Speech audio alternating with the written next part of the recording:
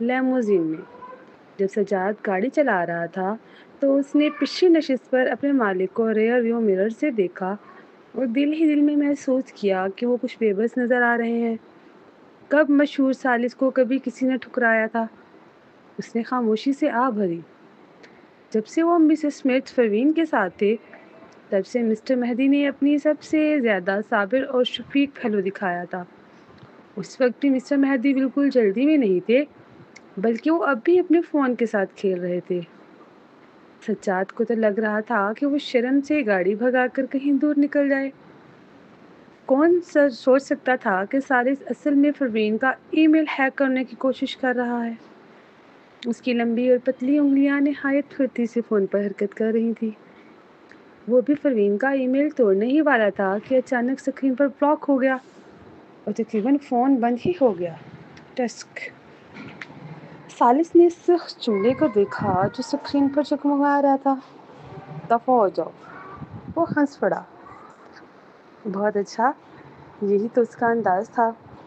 باقی اس کے ای میل کے حفاظتی اقدامات لاجواب تھے۔ شاید صرف کیوں ایسا کر سکتا تھا۔ سالس اندازہ نہیں لگا پا رہا تھا کہ پروین کیو کو کیسے جانتی ہے اور اس سے ای میل باکس کو کیسے انکرپٹ کرایا۔ سالس نے مسکراتے ہوئے فیصلہ کیا کہ حملہ ترک کر دے، ورنہ پروین جب جاگتی تو بہت ناراض ہوتی۔ اگر اسے پتہ چلتا کہ اس کا ای میل ہیک ہوا ہے۔ اس نے فون اٹھایا اور لیلی کو کال کی۔ کال فوراً اٹھا لی گئی۔ دوسری طرف سے رسمی لہجے میں آواز آئی، ہیلو، یہ للی ہے، آپ کون؟ سالس۔ للی چونکی، اوہ، باس کے شوہر۔ سالس۔ للی نے کھانسی کی اور جلدی سے الفاظ درست کیے، میرا مطلب ہے مسٹر مہدی اتنی رات کے کال کیوں کر رہے ہیں؟ سالس نے بھویں اچکائی، باس کا شوہر، کیا یہ اس کا نیا خطاب تھا؟ یہ سن کر اسے خوشی ہوئی۔ اس نے گہری آنکھوں میں ہلکی سی مسکراہٹ جھلکی۔ وہ آہستہ بولا، پروین نے تمہیں 2 دن پہلے ایک ڈی این اے رپورٹ بنانے کو کہا تھا، نتیجہ کیا آیا؟ للی نے فوراً کہا، میں اسے باس کو رپورٹ دیتی ہوں۔ سالس۔ اس کا لہجہ بدلا، لیکن آپ کی حیثیت خاص ہے اس لیے میں آپ کو بتا سکتی ہوں، لیکن صرف آپ کو۔ سالس مسکرایا، بتاؤ۔ للی نے کہا، ڈی این اے رپورٹ کے مطابق دونوں ٹیسٹ سبجیکٹ دراصل ماں اور بیٹی ہیں۔ سالس نے بھویں اچکائی۔ اسے توقع نہیں تھی کہ پروین درست نکلے گی۔ اس نے نظر جھکا کر آہستہ سے کہا، شکریہ۔ لیلی نے جواب دیا، آپ کا خیر مقدم ہے مسٹر مہدی، اگر کسی چیز کی ضرورت ہو تو مجھے بتائیں۔ کال ختم کرنے کے بعد سالس نے سوچا اور پھر شان کو کال کی۔ 5 سال پہلے جو تحقیقات سوئٹزرلینڈ میں ہوئی ان کا کیا بنا تھا؟ تب پروین نے ڈی این اے کے بارے میں شک ظاہر کیا تھا اور سالس نے کہا تھا کہ وہ ریانہ کی 5 سال پرانی حقیقت جاننے میں مدد کرے گا۔ چاہے ڈی این اے سے ثابت ہو گیا تھا کہ میاں تانیہ کی بیٹی ہے، پھر بھی ثبوت درکار تھے کہ ریانہ نے بچی کو چرایا تھا۔ یہ کام سالس نے شان کے سپرد کیا۔ شان نے جواب دیا، مجھے مزید 12 گھنٹے دیں، سب کچھ سامنے آ جائے گا۔ ٹھیک ہے۔ کال ختم کر کے سالس نے فون دیکھا۔ وہ 12 گھنٹے انتظار نہیں کر سکتا تھا۔ یہ اتنی بڑی خبر تھی کہ فوری طور پر جوائل اور تانیہ کو بتانی چاہیے۔ اس نے فوراً جوائل کو پیغام دیا، سالس صاحب مجھے اندر آنے دو، میرے پاس آپ اور مس تانیہ کے لیے بہت اہم خبر ہے۔ دوسری طرف جوائل اس وقت سوئٹزرلینڈ میں اپنے معاون سے کال پر بات کر رہا تھا۔ اس کے چہرے پر ٹھنڈا تاثر تھا، ہمیشہ کی مسکراہٹ غائب تھی۔ اس نے تانیہ اور میاں کی طرف دیکھا اور آہستہ کہا، بولو۔ معاون نے کہا، ریانہ کو واقعی کسی نے سوئٹزرلینڈ میں مقدمہ لڑنے میں مدد دی اور جونز خاندان کا رویہ بھی یکدم سخت ہو گیا ہے۔ وہ کہتے ہیں کہ ہر حال میں یہ مقدمہ لڑیں گے۔ جوائل کی آنکھیں مزید ٹھنڈی ہو گئیں۔ کس سے مدد کی ہے؟ معاون نے نام لیا، کارل مور۔ جوائل نے آنکھیں تنگ کر لیں۔ وہ اسے اچھی طرح جانتا تھا۔ کارل مور ایک چینی نژاد امریکی تھا۔ سوئٹزرلینڈ میں زیر زمین طاقتیں بہت مضبوط تھیں۔ اور کال کا نام وہاں کافی مشہور تھا، جہاں ملک کے اندر مہدی اور اسمتھ خاندانوں کا اثر تھا، وہاں بیرون ملک ان کی گرفت کمزور تھی۔ لیکن کال مور الگ تھا۔ وہ ایک کرائے کے قاتلوں کے گروہ کا سربراہ تھا، جو ریٹائرڈ اور اسپیشل فورسز سے بنا تھا۔ ان کی تنظیم کا نام اساسنز کے نام کے طور پر مشہور تھا، اور ابھی تک ان کی کوئی بھی کارروائی ناکام نہیں ہوئی تھی۔ یہی وجہ تھی کہ سوئس حکومت اور بڑے خاندان بھی ان سے اچھے تعلقات رکھتے تھے۔ لیکن سوال یہ تھا کہ جونز خاندان کا کال سے کیا تعلق؟ وہ کیوں ان کی مدد کر رہا تھا؟ معاون نے کہا، میں مزید تفتیش کر رہا ہوں۔ جوئل نے سرد لہجے میں کہا، ٹھیک ہے، اگر کچھ نہ ملا تو کال کو پیغام دے دینا کہ ہم اس کا احترام کرتے ہیں، مگر ہم ڈرتے نہیں۔ بچے کے معاملے پر کوئی سمجھوتا نہیں ہوگا۔ جی۔ کال ختم ہونے پر جوئل نے سالس کا پیغام دیکھا اور پیشانی سکیڑ لی۔ کیا واقعی کوئی اہم خبر ہے؟ کیا یہ اس ای میل سے متعلق ہے جس کا ذکر پروین نے بھی ہوش ہونے سے پہلے کیا تھا؟ جوئل نے ایان کی طرف دیکھا اور کہا، انکل ایان، مسٹر مہدی کو اندر آنے دیں۔ ایان نے ناپسندیدگی سے کہا، نہیں۔ دوپہر کو جب وہ شمائل کو گائیڈ کر رہا تھا، تب سالس نے اس سے مقابلہ کر کے پہلی پوزیشن چھینی تھی۔ وہ بہت ناراض تھا۔ یہ میری بیٹی سے شادی کرنا چاہتا ہے؟ جوئل نے شمائل کی طرف دیکھا۔ چھوٹی بچی فوراً ایان کے پاس بھاگ کر بولی، نانا، ڈیڈی کو اندر آنے دو، مجھے ان کی یاد آ رہی ہے۔ ایان، کیا وہ اپنی فرما بردار نواسی کی خواہش کو رد کر سکتا تھا؟ اس کا جواب تھا نہیں۔ ایان کے ہونٹ پھڑکے، اس نے جوئل کو گھور کر دیکھا۔ سالس کے باہر ہونے کی خبر اسے نوکر نے دی تھی۔ شمائل اور حارث کو بالکل خبر نہ تھی۔ کھانے کے دوران شمائل نے دروازے کو حیرت سے دیکھا اور پوچھا، ڈیڈی ابھی تک کیوں نہیں آئے؟ ایان نے سب لہجے میں کہا، شاید وہ کام میں مصروف ہیں۔ شمائل نے ناپسندیدگی سے منہ بنایا، ٹھیک ہے۔ ایان نے موقع سے فائدہ اٹھاتے ہوئے اسے برین واش کرنا کہا، یہ سب غیر ذمہ دارانہ بات ہے کہ والدین اپنے بچے کو کام کے چکر میں نظر انداز کر دیں۔ ہمیں انہیں پسند نہیں کرنا چاہیے۔ ٹھیک ہے۔ شمائل کی آنکھیں حیرت سے پھیل گئیں۔ اس نے ایان کو گھورتے ہوئے کہا، نانا، یہ میں نہیں کر سکتی۔ ایان نے تجسس سے پوچھا، کیوں؟ شمائل نے لمبی سانس لی، ممی تو بچپن سے ہی زیادہ تر سوتی رہتی ہیں۔ وہ تو ڈیڈی سے بھی زیادہ غیر ذمہ دار ہیں۔ کم از کم ڈیڈی تو روزانہ میرے ساتھ ممی کے مقابلے میں دگنا وقت گزارتے ہیں۔ ایان، اس نے کبھی پروین کو بچوں کے ساتھ دیکھنے کا موقع نہیں پایا تھا۔ یہ بات سن کر وہ حیران رہ گیا۔ اسے موضوع بدلنا پڑا۔ ہاں، جو کچھ میں نے کہا تھا وہ صرف ایک ٹیسٹ تھا۔ مجھے اندازہ نہیں تھا کہ ہماری شمائل اتنی ہوشیار ہے۔ تم نے دادا کا ٹیسٹ پاس کر لیا۔ شمائل نے فوراً خوشی سے سر اٹھایا، حارث کی طرف دیکھا اور فخر سے کہا، حارث، دیکھا، نانا کو ڈیڈی پسند نہیں اور وہ ان کے خلاف باتیں کر رہے تھے، لیکن میں سب سے بہترین ہوں۔ میں نے ڈیڈی کے حق میں جواب دیا۔ حارث، اس نے خاموشی سے سانس بھری۔ جب سے شمائل گھر آئی تھی، وہ حیران تھا کہ یہ سخت مزاج نانا اتنے بچگانہ کیوں ہو گئے ہیں۔ ایان نے اب تک شمائل سے سب چھپایا ہوا تھا اور اسے کوئی شرمندگی بھی نہیں تھی۔ آخر سالس نے شمائل کو اس کے خلاف کر دیا تھا کہ اسپانسر نانا کو پسند نہ کرو۔ لیکن اب جب کہ شمائل نے جوئل کی باتیں سن لی تھی، ایان کے پاس کوئی جواز نہ بچا، ورنہ وہ برا نانا بن جاتا۔ لہٰذا اس نے غصے سے نوکر کو کہا، اسے اندر بلاؤ۔ نوکر نے جوئل کی طرف دیکھا اور مسکراتے ہوئے باہر چلا گیا۔ اب جوئل اسمتھ خاندان کا سربراہ تھا۔ اگرچہ پہلے ایان بستر مرگ پر تھا اور خاندان کے معاملات اس نے کبھی سنبھالے نہیں تھے، لیکن سب جانتے تھے کہ ایان کی مرضی جوئل پر مقدم ہے۔ چند لمحوں بعد سالس اندر آیا۔ وہ سیاہ سوٹ پہنے ہوئے تھا، پرسکون قدموں سے چلتا ہوا۔ اس نے داخل ہوتے ہی ادب سے کہا، انکل ایان۔ ایان نے سر سانس بھری اور جوئل کو مخاطب کیا، جوئل، مہمان آ گیا ہے، اچھی طرح خاطر مدارت کرو۔ یوں لگا جیسے اس نے ثالث کو مکمل نظر انداز کر دیا ہو۔ ثالث نے ناک سے کھائی اور شمائل کو دیکھا۔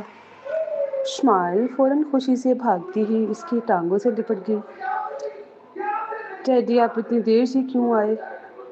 کیا آپ نے نہیں کہا تھا کہ آج رات یہیں سوئیں گے؟ میں تو ابھی تک انتظار کر رہی تھی کہ آپ مجھے سلا دیں۔ یہ کہتے ہوئے ثالث نے ایان کی طرف دیکھا۔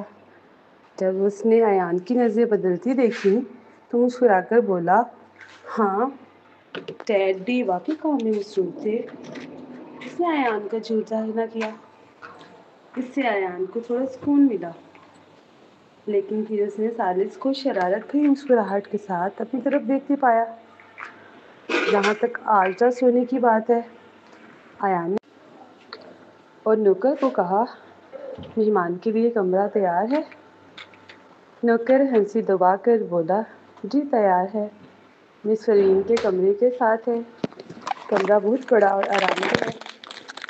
ایان نے ہاتھ ہلایا، ٹھیک ہے، جوئل، مہمان کو اوپر لے جاؤ۔ جوئل مسکراتے ہوئے اٹھ کھڑا ہوا۔ اس نے میاں کو نیچے کھیلنے دیا اور ثالث کو اوپر لے گیا۔ راستے میں اس نے تانیہ کو بھی کہا، تانیہ تم بھی ساتھ چلو۔ تانیہ حیرانی سے اٹھی اور ساتھ ہو لی۔ ایان نے تنزیہ کہا، تم دونوں ابھی ابھی ملے ہو اور اتنے چپکیلی کیوں ہو رہے ہو؟ تانیہ کی گال سرخ ہو گئے۔ جوئل نے کھانسا اور کہا، انکل ایان، براہ کرم سمجھیں۔ ایان، یہ لڑکا تو بالکل ٹھیک نہیں کر رہا تھا۔ جب تینوں اوپر پہنچے تو وہ ثالث سیدھا مہمان خانے میں۔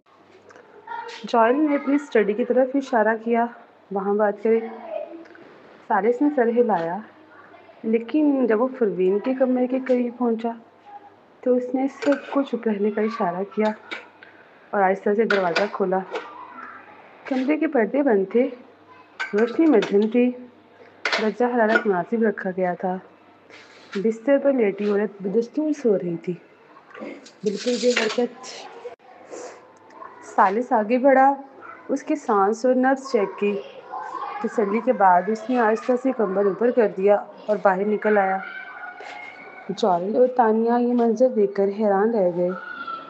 تانیہ کے ہونٹ پھڑکے، مسٹر مہدی، پروین اتنی گہری نیند میں ہے کہ اگر آسمان بھی گر جائے تو نہ جاگے۔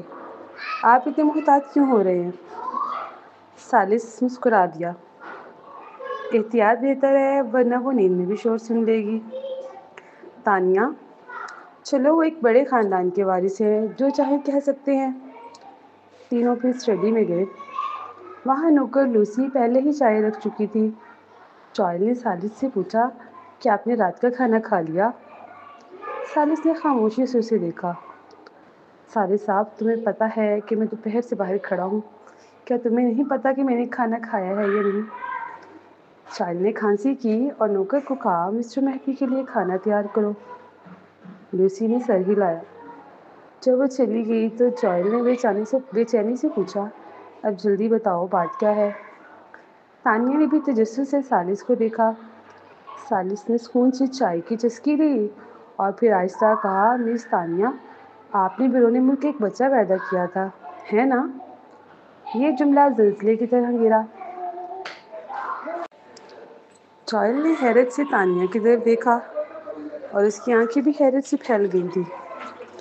اس نے مٹھیاں سختی سے بھینچ لیں۔ یہ اس کا راز تھا؟ ثالث نے کیسے جان لیا؟ اسے یوں دیکھ کر جوئل کے دماغ میں ہزاروں خیال دوڑ گئے۔ اس نے نظریں جھکائی اور تلخی سے مسکرایا، کیا پچھلے 5 سالوں میں تانیہ کا بیرون ملک کوئی بوائے فرینڈ تھا؟ لیکن اس نے تانیہ کو الزام دینے کا سوچا بھی نہیں۔ آخرکار اس کا بھی تو ایک بچہ تھا، ہے نا؟ جب اس نے تانیہ کو مجبور کیا کہ وہ میاں کو قبول کرے، تبھی اس کا حق ختم ہو گیا تھا کہ وہ اس پر تنقید کرے، چاہے اس نے پچھلے 5 سالوں میں کبھی کسی اور عورت کو قریب نہ آنے دیا ہو۔ وہ اچانک شدید مایوس ہو گیا۔ اسی لمحے وہ جاننا چاہتا تھا کہ وہ آدمی کون ہے جو تانیہ کے ساتھ تھا۔ اس کا دل چاہتا تھا کہ اسے پکڑ کر بری طرح پیٹے۔ یہ سوچ آتے ہی اس نے تانیہ کی طرف دیکھا۔ اچانک اسے احساس ہوا کہ جب وہ اور ہیلری ساتھ تھے تو تانیہ نے کیا محسوس کیا ہوگا۔ 5 سال بعد بھی جب وہ دوبارہ تانیہ کے ساتھ ہے، اس کے دل میں یہ دکھ اور جلن موجود ہے، تو پھر اس وقت تانیہ کے دل پر کیا گزری ہوگی؟ شاید اسی لیے وہ ملک چھوڑ کر بیرون ملک چلی گئی تھی۔ ممکن ہے کہ وہ صرف اپنے رقص کے خواب کے پیچھے نہیں گئی تھی، بلکہ اس کے ہاتھوں ٹوٹ چکی تھی۔ یہ سوچ کر جوئل کے دل پر ایک بوجھ سا آ گیا۔ وہ اس کے ساتھ مڈل اسکول، ہائی اسکول اور یونیورسٹی تک رہا تھا۔ اسے لگتا تھا کہ دونوں اسکول کے یونیفارم سے شادی کے لباس تک، کالے بالوں سے سفید بالوں تک ساتھ رہیں گے، لیکن وہ آدھے راستے میں الگ ہو گئے۔ جب وہ دوبارہ ساتھ ملے تو اس کے پاس میاں تھی اور تانیہ کے پاس ایک اور بچہ۔ ان کی محبت پہلے جیسی مکمل نہ رہی، لیکن وہ اسے نظر انداز کرنے پر مجبور تھا۔ اسے یہ بھی ہمت نہ تھی کہ تانیہ سے پوچھے کہ اس نے واقعی کسی اور کو چاہا تھا یا نہیں۔ وہ ڈرتا تھا کہ جواب اس کے دل کو توڑ دے گا۔ وہ صرف یہ جاننا چاہتا تھا کہ اب چاہے کچھ بھی ہو، وہ صرف یہ جانتا تھا کہ اب چاہے کچھ بھی ہو انہیں ساتھ رہنا تھا۔ یہ سوچ کر وہ تانیہ کے قریب گیا۔ تانیہ بھی گہری سوچ میں تھی۔ جیسے ہی اس نے جوئل کو اپنی طرف آتے دیکھا، اس کے چہرے پر سنجیدگی آ گئی اور دل میں مزید بوجھ۔ لیکن اس کے وہم کے برعکس کہ جوئل اسے پاس پرس کرے گا، اس نے صرف کہا وہ آدمی کون ہے؟ تانیہ۔ وہ حیرت زدہ ہو کر جوئل کی طرف دیکھنے لگی۔ جوئل نے آہ بھری، اگر تم نہیں بتانا چاہتی تو کوئی بات نہیں، میں پوری کوشش کروں گا کہ برا نہ مانوں۔ پھر اس نے رخ موڑ لیا اور اس کی آنکھوں میں دیکھنے کی ہمت نہ کی۔ تمہارا بچہ کہاں ہے؟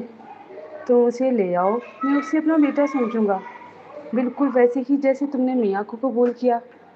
چاہے دل سے نہ کر سکوں مگر پوری کوشش کروں گا۔ تانیہ۔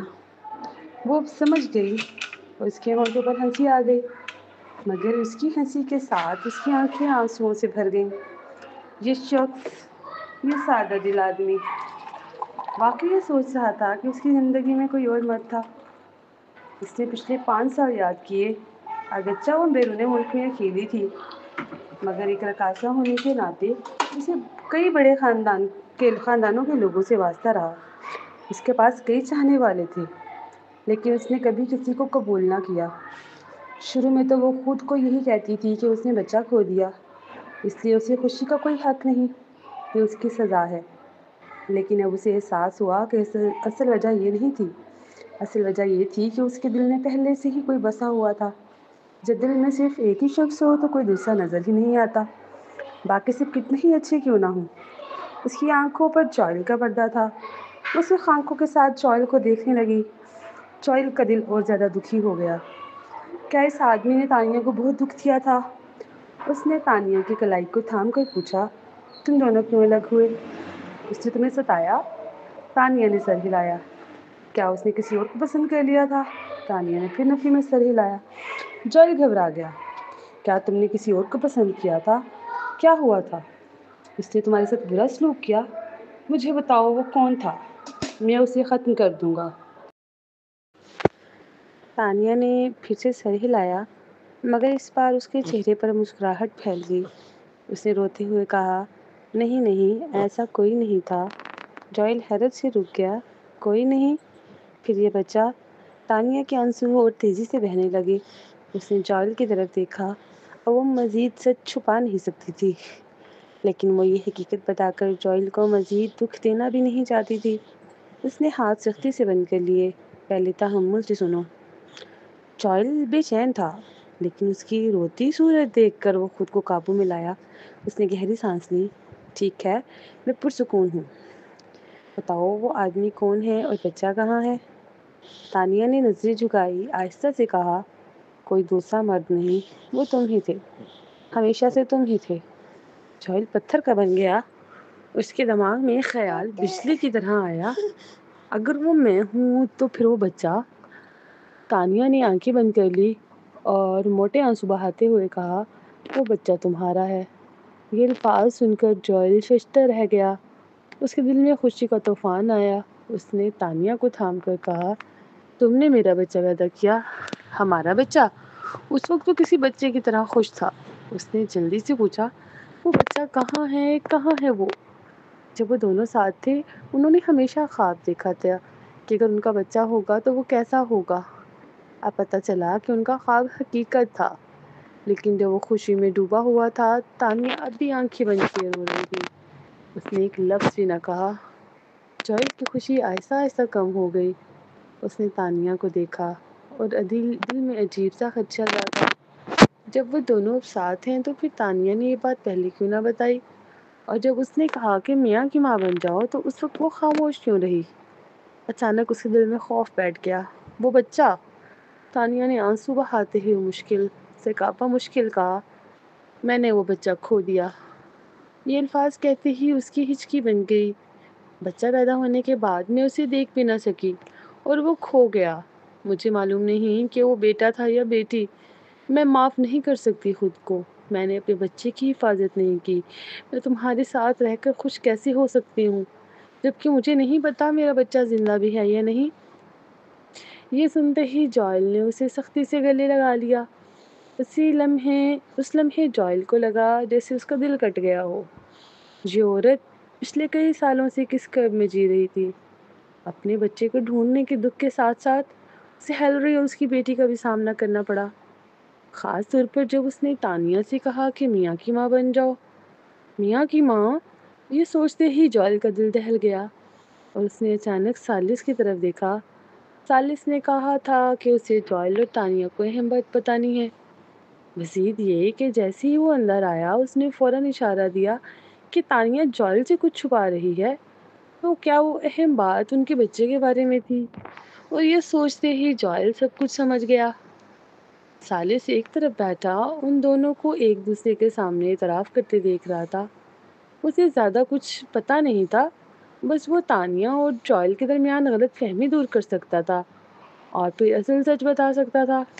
جب اس نے دیکھا کہ دونوں تقریباً سب کچھ کہہ چکے ہیں اور تانیہ زاروں قطار رو رہی ہے تو اس نے ناک کو چھوتے ہوئے جلدی سے کہا، ابھی رونے کی ضرورت نہیں ہے، میرے پاس یہ خوشخبری ہے۔ اگر پروین جاگتی اور دیکھتی کہ اس کی سب سے اچھی دوست کو اس نے اتنی دیر تک رلا دیا تو وہ ضرور اس کی پٹائی کرتی۔ تانیہ اور جوئل اب بھی غم میں ڈوبے ہوئے تھے۔ وہ الجھن سے اس کی طرف دیکھنے لگے۔ سالس نے کھنکھاتے ہوئے کہا، یہ پروین ہی تھی جسے لگا کچھ ٹھیک نہیں ہے۔ اس نے چپکے سے تانیہ کا ڈی این اے لے کر میاں کے ڈی این اے سے موازنہ کیا۔ یہ سن کر جوئل اور تانیہ دونوں کی آنکھیں پھٹ گئی۔ اسی لمحے جوئل سب کچھ سمجھ گیا۔ تانیہ بھی حیران اور بے چین تھی۔ وہ سوچ رہی تھی کہ آخر پروین نے اس کا اور میاں کا ڈی این اے کیوں موازنہ کیا؟ سالس نے بات جاری رکھی، تم دونوں ماں بیٹی ہو۔ تانیہ کے دماغ میں جیسے دھماکہ ہو گیا۔ وہ سالس کو شک سے دیکھنے لگی۔ اسے لگ رہا تھا کہ وہ ہر لفظ کو سمجھ رہی ہے، لیکن جب وہ سب ایک ساتھ جڑتے ہیں تو بالکل بے معنی ہو جاتے ہیں۔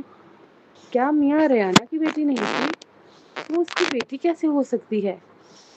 اسی ششوپنج میں جوئل نے آنکھیں سکیڑتے ہوئے سنجیدگی سے کہا، اب سمجھ آیا کہ ریانہ اس وقت اچانک غائب کیوں تھی جب وہ حاملہ تھی۔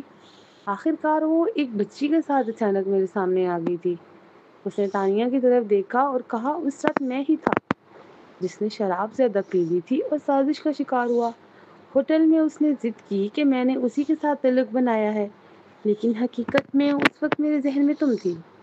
جب صبح میں جاگا تو ریانہ میرے پاس تھی۔ اس سے پہلے کہ وہ سب کہہ پاتا تانیہ اچانک چونکی۔ کیا تم 6 سال پہلے 25 اکتوبر کی رات کی بات کر رہے ہو؟ جوئل حیران رہ گیا اور سر ہلایا۔ ہاں، تانیہ نے ہونٹ کاٹتے ہوئے کہا، اس رات میں تھی۔ جوئل دنگ رہ گیا۔ تانیہ نے تھوڑا غیر فطری انداز میں کہا، صبح جب تم سو رہے تھے میری ماں کا پیغام آیا کہ فوراً گھر آؤ، کچھ ضروری کہنا ہے۔ میں واپس گئی تو اس نے مجھے غیر ملکی یونیورسٹی کا داخلہ نامہ دیا اور اس کے بعد اس نے ریانہ اور جوئل کی ایک ساتھ سوئے ہوئے تصویر نکالی اور کہا، میں نے تمہیں پہلے بھی سمجھایا تھا کہ تمہاری حیثیت مس اسمتھ کی بیوی بننے کے لائق نہیں ہے، صرف جونز خاندان کی بڑی بیٹی کی حق رکھتی ہے۔ مسٹر اسمتھ تمہارے ساتھ صرف کھیل رہا ہے، تم میری بیٹی ہو، میں نہیں چاہتی کہ تم کسی کھیل کی چیز ہو۔ اس وقت تانیہ اس تصویر کو دیکھ کر ہل گئی تھی۔ اس نے فوراً جوئل کو فون کیا لیکن فون ریانہ نے اٹھایا۔ کیا کر رہی ہو؟ وہ بھی سو رہا ہے۔ تانیہ غصے سے بھڑک اٹھی۔ 2 گھنٹے بعد اس نے دوبارہ کال کی لیکن اس بار جوئل کا لہجہ سرد تھا۔ اس نے پوچھا میں تمہارے لیے کیا ہوں؟ جوئل نے طنزیہ ہنسی کے ساتھ کہا میں تمہارے لیے کیا ہوں؟ تانیہ ہم دونوں جانتے ہیں کہ تم میرے لیے اتنی اہم نہیں ہو۔ یہ سن کر تانیہ کا دل ٹوٹ گیا اور وہ ملک چھوڑ گئی۔ جوئل بھی حیران رہ گیا۔ اس نے سوچا اور جانا کہ وہ دھوکے کا شکار ہوا تھا۔ جب میں جاگا اور دیکھا کہ میرے پاس ریانہ ہے تو میں بہت حیران تھا۔ میں تمہیں ڈھونڈ کر وضاحت دینا چاہتا تھا لیکن ریانہ کے فون میں تمہاری غیر ملکی یونیورسٹی کی درخواست دیکھ لی۔ کچھ لمحے خاموش رہنے کے بعد اس نے کہا ریانہ نے کہا کہ یہ سب تم نے بیرونی ملک جانے کے لیے کیا ہے۔ اس سے کچھ جوان اور جذباتی تھا۔ جیسے ہی وہ یہ دیکھ رہا تھا تانیہ کی کال آ گئی، لیکن اس نے یہ توقع نہیں کی تھی کہ تانیہ اتنے اعتماد سے اپنے مقام کے بارے میں سوال کرے گی۔ اس نے بھی یہی سوال کرنا چاہا تھا۔ پھر اس نے دیکھا کہ تانیہ ملک چھوڑ گئی اور کبھی واپس نہیں آئی۔ وہ ریانہ کی باتوں پر اور بھی یقین کرنے لگا اور سالوں تک تانیہ کو ڈھونڈا نہیں۔ اور جب وہ سب یاد کرتا ہے تو صاف لگتا ہے کہ وہ اور تانیہ ایک دوسرے کے خلاف سازش کا شکار ہوئے تھے۔ جوئل افسوس سے بھر گیا۔ پھر وہ سوچنے لگا کہ کیسے وہ اتنی آسانی سے دھوکے میں آ گیا، لیکن اس نے کبھی سوچا بھی نہ تھا کہ صرف 20 سال کی ہیلری ایسا کر سکتی تھی۔ تانیہ اور جوئل نے ایک دوسرے کو دیکھا۔ کچھ لمحے بعد تانیہ اچانک اسے دھکیل کر نیچے بھاگی۔ جوئل کو پتا تھا وہ کیا کرنے جا رہی ہے، اس لیے اس نے پہلے سالس کی طرف دیکھا اور آہستہ سے کہا میں یہ احسان یاد رکھوں گا۔ اگر سالس نہ ہوتا تو تانیہ یہ سب کبھی نہ بتاتی، کیونکہ وہ ڈرتی کہ جوئل بچے کی وجہ سے ٹوٹ جائے گا۔ لیکن اگر تانیہ نہ بتاتی تو جوئل کبھی سوچ بھی نہ سکتا کہ میاں دراصل اس کی اور تانیہ کی بیٹی ہے۔ آخر اسے کیسے پتہ چلتا کہ تانیہ نے اس کے لیے ایک بچی کو جنم دیا تھا؟ سالس نے سر ہلایا اور جوئل اس کے پیچھے نیچے اتر گیا۔ جیسا کہ اس نے سوچا تھا نیچے رونے کی آوازیں آ رہی تھیں۔ اس نے دیکھا کہ ایان پاس کھڑا کہہ رہا تھا چھوٹے شیطان، کیا تم نے چھوٹی لڑکی کو تنگ کیا؟ وہ میاں کو پکڑ کر اتنا کیوں رو رہی ہے؟ جوئل نے ماں اور بیٹی کو ایک دوسرے سے لپٹے دیکھا۔ تانیہ اتنا رو رہی تھی کہ بول نہیں پا رہی تھی۔ میاں اس کے رونے سے ڈر گئی تھی، لیکن پھر بھی اس نے ہاتھ بڑھا کر اس کی پیٹھ تھپتھپائی۔ جوئل کی آنکھیں بھی لال ہو گئیں۔ وہ آگے بڑھا اور میاں سے کہا میاں یہ تمہاری ماں ہے۔ میاں چونکی اور پھر سر ہلا کر بولی مجھے معلوم ہے مس تانیہ میری ماں ہوگی۔ یہ سن کر جوئل کا دل ٹوٹ گیا۔ اس نے تانیہ اور میاں دونوں کو گلے لگا کر کہا نہیں یہ وہ ماں ہے جس نے تمہیں جنم دیا ہے، تمہاری حقیقی ماں۔ میاں پوری طرح سمجھ نہ پائی لیکن پھر بھی روتے ہوئے بولی ممی مت رو مت رو۔ یہ سنتے ہی تانیہ نے رونا بند کیا اور میاں کو زور سے گلے لگا لیا۔ میں نہیں روں گی میاں، مت رونا، میں ممی ہوں، ممی تم سے بہت محبت کرتی ہے۔ اس نے آہستہ سے میاں کے گال پر بوسہ دیا۔ ایان بالکل الجھ گیا۔ اس رات تانیہ میاں کو گود میں لے کر سو گئی۔ جوئل صوفے پر جاگتا رہا۔ اس نے دیکھا کہ تانیہ آدھی رات کو جاگتی اور میاں کو دیر تک دیکھتی، پھر اسے زور سے گلے لگا کر دوبارہ سو جاتی۔ یہ اس خوف اور یہ بے یقینی کی علامت تھی کہ کہیں یہ سب کچھ دوبارہ ان سے چھین نہ جائے۔ اگلی صبح جوئل ہلکی سی دستک سے جاگ گیا۔ وہ باہر آیا تو بٹلر نے کہا جناب مسٹر کالمور آ گئے ہیں۔ کالمور؟ جوئل نے آنکھیں سکیڑ لی۔ اگر وہ آج خود نہ آتا تب بھی جوئل اسے ڈھونڈنے جاتا۔ ریانہ نے اس کی بیٹی چھینی تھی، اب اسے اس کی سزا بھگتنی ہوگی۔ جوئل نے بستر پر سوئی ماں اور بیٹی کو دیکھا۔ اس لمحے اس کے دل میں غصہ انتہا کو پہنچ چکا تھا۔ کل رات اس نے گنا تھا کہ تانیہ کئی مرتبہ جاگی، ہر بار اسے دوبارہ نیند آنے میں کافی وقت لگ گیا۔ میاں تو ہمیشہ اس کے پاس رہی تھی، اسے کبھی نظر انداز نہیں کیا گیا، لیکن تانیہ 5 سال تک اس نے کتنی اذیت برداشت کی ہوگی۔ جوئل نے مٹھیاں بھینچ لی۔ اسے افسوس ہوا کہ اس نے کل ریانہ کو بیرون ملک بھیجا تھا، جس کی وجہ سے وہ کالی ملک کے ہاتھ لگ گئی، ورنہ وہ آج بدترین حالت میں ہوتی۔ اسے نظریں ہٹا کر آہستہ سے باہر قدم رکھا اور دروازہ بند کر کے نیچے چلا گیا۔ نیچے ڈرائنگ روم میں کال مور سیاہ سوٹ پہنے صوفے پر بیٹھا تھا۔ اس کے ہاتھ کے پچھلے حصے پر ٹیٹو تھا جو بازو تک پھیلا ہوا لگتا تھا۔ وہ دھوپ کے چشمے لگائے لمبا اور پرسکون بدن کا مالک تھا، دیکھتے ہی لگتا تھا کہ مافیا سے تعلق رکھتا ہے۔ اس وقت وہ اسمتھ فیملی کے گھر کو دیکھتے ہوئے ساتھ والے شخص سے بولا، اب سمجھ آیا کہ بلیک کیٹ کیوں ملک واپس آنا چاہتا تھا۔ دیکھو، ملک میں سب کچھ بہتر ہے، اس سجاوٹ بھی کتنی شاندار ہے۔ بلیک کیٹ ان کی قاتلوں کی تنظیم کا سب سے اعلیٰ اور پراسرار ماہر تھا۔ کال مور نے اسے کبھی نہیں دیکھا تھا، وہ صرف انٹرنیٹ پر قتل کے مشن پوسٹ کرتا تھا۔ بلیک کیٹ کی شرائط بہت سخت تھی، وہ نہ تو مشکل اور الجھے ہوئے لوگوں کو مارتا تھا، نہ ہی انہیں مارتا تھا جنہوں نے سنگین جرائم نہیں کیے ہوتے۔ کسے مرنا چاہیے یا نہیں، یہ فیصلہ بلیک کیٹ اپنی ذاتی رائے سے کرتا تھا۔ اگر کوئی اور ہوتا تو کال کب کا اسے قابو کر چکا ہوتا، لیکن بلیک کیٹ ان کی تنظیم کا نمبر 1 قاتل تھا۔ 3 سال پہلے برانڈی میں ایک خونی گروہ ابھر آیا تھا۔ وہ جہاں جاتے وہاں بربادی مچا دیتے، قتل، لوٹ مار، خواتین اور بچوں تک کو نہیں چھوڑتے۔ حکومت ان کے سامنے بے بس ہو گئی، کئی بار حملہ کیا مگر ناکام رہی۔ آخر کار انہیں انٹرنیشنل اسیسن نیٹ ورک پر قتل کا حکم دینا پڑا۔ انعام لاکھوں میں تھا، پیسہ زیادہ نہیں تھا، لیکن کئی قاتل لالچ میں آ گئے مگر کوئی واپس نہ آیا۔ کارل مور نے یہ مشن لینا نہیں چاہتا کیونکہ یہ ناممکن لگتا تھا، مگر بلیک کیٹ نے یہ چیلنج قبول کر لیا۔ کارل کو لگا وہ مر جائے گا، لیکن نتیجہ، بلیک کیٹ اکیلا اس گروہ میں گھسا، لیڈر کا سر کاٹ کر لے آیا اور صحیح سلامت واپس نکلا۔ یہ اب تک بھی ایک معمہ تھا کہ اس نے یہ سب کیسے کیا۔ بس اتنا سنا گیا کہ وہ امریکی تھا، مگر مرد یا عورت کوئی نہ جان سکا۔ اسی جنگ کے بعد ان کی تنظیم نے دنیا میں اپنا مقام بنایا۔ اسی وجہ سے کارل مور اگرچہ نام کا سربراہ تھا، بلیک کیٹ کا بہت احترام کرتا تھا۔ یہی حال رہا یہاں تک کہ 3 ماہ پہلے بلیک کیٹ نے اچانک کہا کہ وہ ملک واپس جا رہا ہے اور سب کو منع کیا کہ اسے تنگ نہ کیا جائے۔ پھر وہ غائب ہو گیا۔ کائل اپنے آدمیوں کے ساتھ نیو یارک آیا تھا تاکہ ایک طرف بلیک کیٹ کی اصلیت جان سکے اور دوسری طرف اپنے آبائی ملک کی سیر کر لے، لیکن اچانک اس کی ملاقات ہیلوری سے ہو گئی۔ اتنے میں جوائل اور ایان دونوں ایک ساتھ کمرے سے نکلے۔ ایان کو دیکھتے ہی جوائل پیچھے ہٹ گیا۔ کارل چونک کر بولا، تم ابھی تک زندہ ہو؟ یہ لہجہ بہت مانوس تھا۔ جوائل نے ایان کی طرف دیکھا، اگرچہ وہ دبلا دکھائی دیتا تھا مگر اس کی شخصیت زبردست تھی۔ وہ ویل چیئر پر مضبوطی سے بیٹھا تھا اور پلٹ کر بولا، تم ابھی تک زندہ ہو تو میں کیسے مر سکتا ہوں؟ اسمتھ فیملی کو تنگ کرنے کی ہمت کیسے ہوئی؟ کال کہکا مار کر بولا، تنگ کیا، میں تو صرف چانس فیملی کی طرف سے بات کر رہا ہوں۔